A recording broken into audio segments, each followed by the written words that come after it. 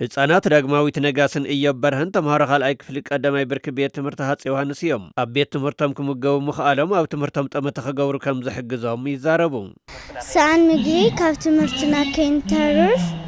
ትምህርትና ከይንሰልፍ ሓገዝ ስለልገበሩና ብጣዕሚ እየ ለመስግን ሰብ ዘይቆረሰ ዝመጽ ኣሎ ኣብዚ ምግቢ ክንገብሎ ብጣዕሚ እየ ተሓጒስ ኣና እውን ትምህርትና ነፊዕና ንዓድና ክንኸውን ኢና ወለድ ተጠቀምቲ ምግብና ተምሃሮ ብግድኦም ደቆም ሰንኪ ሕፅረት ምግቢ ካብ ማኣዲ ትምህርቲ ከይርሕቁ ዝነበሮም ስግኣት ከም ዝተፈትሐሎም የረጋግጹ ሰዓን ምግቢ ደቆሪ ተምሃሮን ይፈልጥ እካ መንደርና ንዚ ምግብና ንተዋሃቡ ደቅና ንክብርትዑ ጽቡቕ ትምህርቶም ቃልዎም ንከይብሉ እንድዩ ብጣዕሚ ሃምዚሉ ድጋፍኩም ሃምዚልኩም ክትብሉ ክቕጽል የደሊ ቁርሲ ዘይብሉ ሰብስ ቁርሲ ከቁርሲ እንታይ ከቁርሶ ካበይኩም ጸሉ ገለ ምናምን ኢልካ ኢሉ ወላዲ ለኸይጫናነቕ ገይርኩም ወዘለኩም ሓገዝስ ብጣዕሚ ይጽቡቕ ማሕበር ልምዓት ትግራይ ምስትካል ምግባረ ሰናይ SNV ብምትሕብባር ተምሃሮ ሰዓን ምግቢ ካብ ማኣዲ ትምህርቲ ከይርሕቁ ዓሊማ ትሰርሕ ከም ዘላ ድማ ምክትል ፈጻሚት ቦርድ ማሕበር ልምዓት ትግራይ ወይዘሮ ቅብኡቱ ክንፉ ይገልጻ ኣብዚ ሓለፈ ዓመት ንኣስታት ሽሕ ዝኾኑ ህፃውንቲ ተምሃሮ ምግብና ጸባ 200 ml ንሓደ ህፃን እና 7 ግራም ባኒ እና መገበ ከም ጸንሐ ዝፍለጥ እዩ ኣብ መቐለ ኣብ ካልኦት ምስ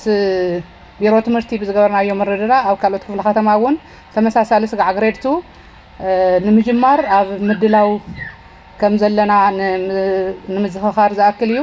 እቲ ምግብና ተምሃሮ ካብ ቅድመ መደበኛ ትምህርቲ ክሳብ ካልኣይ ክፍሊ ከም ዝኾነ ዝሓበሩ ርእሰ መምህርታ ቤት ትምህርቲ መምህር ሓለፈ መስገዶም እቲ ምግብና ንሽፋንን ጽሬትን ትምህርቲ ሓጋዚ ምዃኑ ይገልጹ ምግብ ዘይበልዐ ኣእምሮ ትምህርትና ኣይቕበል ዋና ማለት እዩ ስለዚ ተምሃረና ብርክ ዝበሉ ተምሃረና ከይበልዑ ይመፁ ነይሮም ረፊዶም ይመፁ ነይሮም ኣቋሪፅካ ትምህርቲ ምኻድ ነይሩ ብኣውሩ ድማኒ ኣብቲ ናይ ውፅኢት ትምህርቲ ድማኒ ኣው ሓላፍ ዘላፍ ነይሩ ካብቲ ዝነበረ ናይ ምርፋድ ብጣዕሚ ቀኒሱ ኣቋሪፅካ ትምህርቲ ምኻድ እውን የለን ሓላፊ ቤት ጽሕፈት ትምህርቲ ክፍለ ከተማ ቀዳማይ ወያነ መምህር ጽሃ ፍስሓ እቲ ኣብ ቀዳማይ ብርኪ ቤት ትምህርቲ ሃፄ ዮሃንስ ዘሎ ምግብና ናብ ካልኦት ኣብያተ ትምህርቲ እውን ንኽሰፍሕ ሰብ ሃፍትን ትካላትን ሓገዝቲ ክኾኑ ይጽውዑ ብምግብና ምስ ተጀመረ ምርፋድ ምትራፍ ምቁራጽ ሙሉእ ብሙሉእ ኣብ ተምሃሮ ዝቐነሰ እንትኸውን ከምኡውን ኣብ ውፅኢት ተምሃራይ ናይ ባዕሉ ዝለዓለ ኣወንታ ኣረጋጊጹ